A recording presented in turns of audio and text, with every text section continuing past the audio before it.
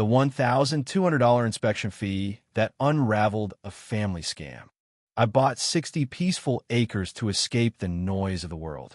But the day I welded a sturdy steel gate across my own ranch road, the HOA president called the cops on me like I'd robbed a bank. Little did I know that one gate would expose a web of deceit, manipulation, and greed that had gripped the neighborhood for years, and I'd be the one to bring it all crashing down.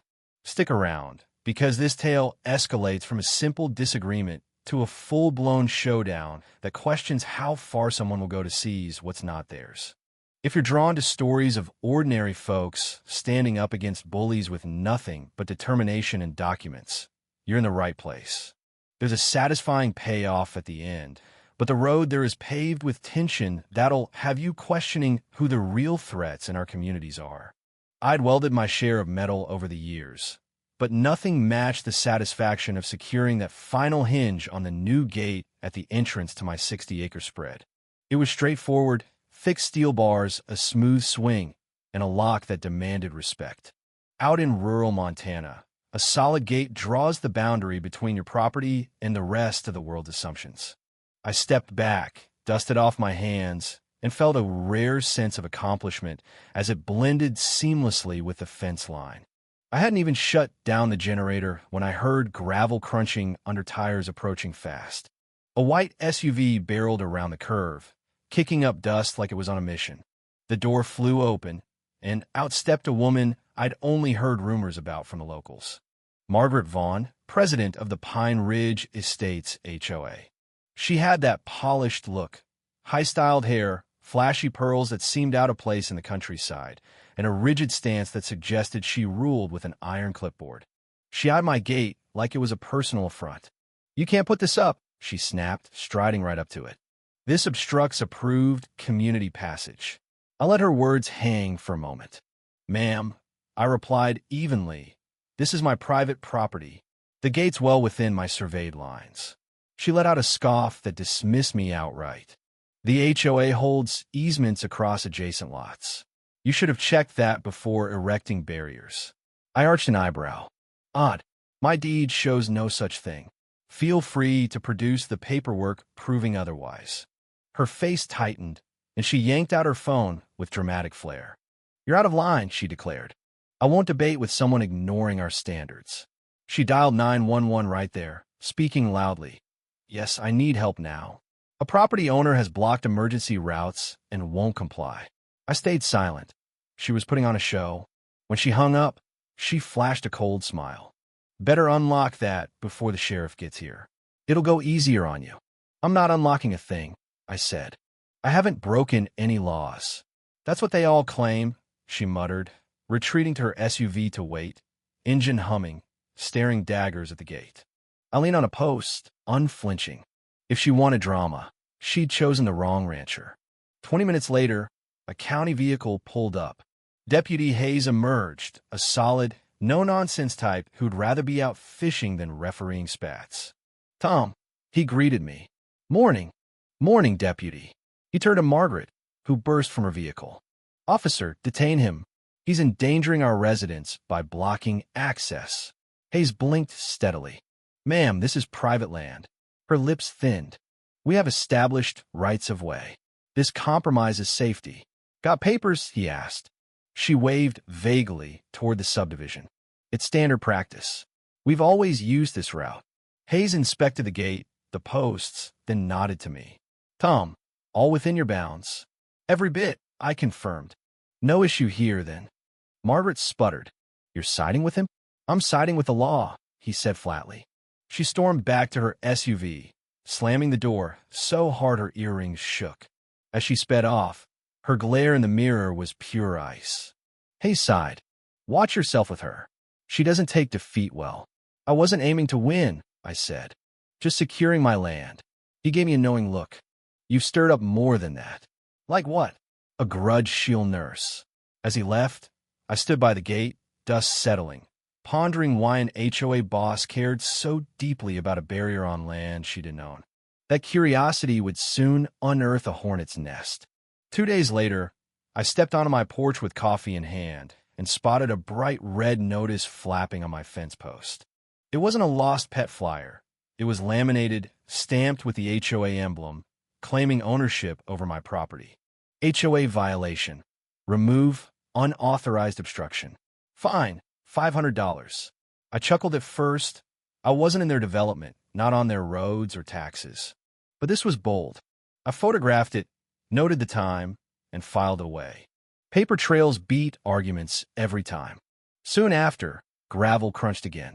Sheriff Ramirez arrived, a man with natural authority, broad build, lined face from years of rural calls.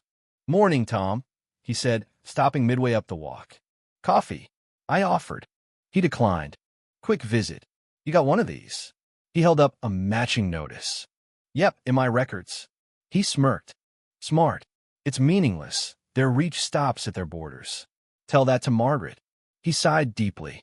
"She's filed multiple complaints against you. Blocking emergencies, illegal builds, even endangering community unity. Is that a real offense?" "Not in my books," he deadpanned. "But she's aggressive like something's at stake." That hit home. "Why does she care?" "Not sure yet," he said. "But the HOA's been quirky lately. Odd filings, surprise checks, anonymous gripes. Smells off." I leaned on the rail. "Won't budge me." Figured. Document it all. Dates, visitors, words. Don't swing blind. Before leaving, he added, "If she posts more without permission, call us. Better to cool things early." His departure left a lingering unease. This wasn't petty. It felt calculated. By noon, my phone buzzed with a voicemail from an unknown number. "Mr. Harlan." Margaret's voice dripped false sweetness. "You've been notified. Comply, or we'll enforce further. We value order here." "Enforcement?" She spoke like she controlled the county. I replayed it, transcribing every word. Later, a tinted SUV crawled along my fence, scouting. This was pressure organized. I started an incident log. Times, vehicles, transcripts. Patterns emerged with data. That night, subdivision lights twinkled, watchful. Why the fixation on my gate? The answer loomed, uninvited. The first real jab came at dawn. Two men in vests were inside my fence, clipboards out, photographing like detectives. I approached calmly. "Private property. State your business." The stockier one puffed up. "Pine Ridge, HOA compliance. Reports of unsafe structures, barriers, irrigation." My jaw set. "You're outside your area. We'll issue findings," he said. "Trespassing." I countered, noting his badge. They bolted. By midday, more logs, a sedan parked nearby, a jogger with a camera aimed at my barn, a drone over my feedlot. Siege tactics, psychological. That evening, neighbors waited at the feed store, nervous. "Margaret's after you," like she did the Millers and the Grants, one whispered. "Control or eviction." They fled quickly, fearful. Another envelope arrived. Safety hazard notice. From my decades-old barn? Absurd. Next morning, Margaret stood just outside my fence, phone up. "Morning," I said. "We've got complaints. Burn piles, drainage, livestock issues." "Your concerns," I replied, "stop at your fence." She leaned in. "Comply or escalate. Show the law." Silence. Then, coldly, "Disrupting our order? Big mistake." I recorded. "On tape now." She retreated, drone returning later, bolder. 3 days on, headlights swept my land at 5:30 a.m. A man photographed the gate meticulously. Not HOA, hired gun. Why? The pressure mounted. Hiking my ridge, orange survey stakes caught my eye, fresh, lined toward the subdivision. Flipped one, BCD surveying. Unhired by me. I called attorney Laura Benson. "BCD does HOA work." "I'll come." We documented. Stakes plotting a path through my property. Laura crouched. Confident move. "Who hired?" "Public records will show."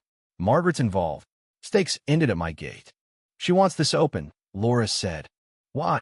Margaret's voice rang out. "Redecorating, Tom?" She feigned innocence. "Must be planning improvements." Laura, "Illegal without permission." Margaret, "Cooperation benefits all. Resisting hurts you." Threat noted. We documented fully. This was prep work. I was the barrier. 3 days post stakes, an envelope under my door. mandatory inspection. Fee $1,200. For my barn's hazards. No specifics. Laura arrived furious. Fraud. Riverside Inspection Services. No registry. Owned by Margaret's brother-in-law. Shakedown. We photographed. A polo shirt man approached the barn. Inspection authorized. Trespassing, I said. No creds. Laura. Implicating Margaret? Leave. He fled. Recorded. Flyers appeared. Alert. Neighbor hazard. With my barn photo. Smear campaign. I hit the assessor's office. All my docs clean. Anonymous text. Stop resisting. Forwarded. Laura. Dig HOA finances. The inspection was minor. Stakes marked a bigger scheme. Harassment paused suddenly. Suspicious. I pored over deeds, maps. Laura.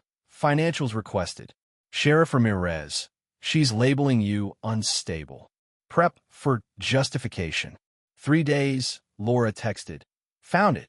Boxes revealed inflated costs to relatives. Trail fees, $42,000.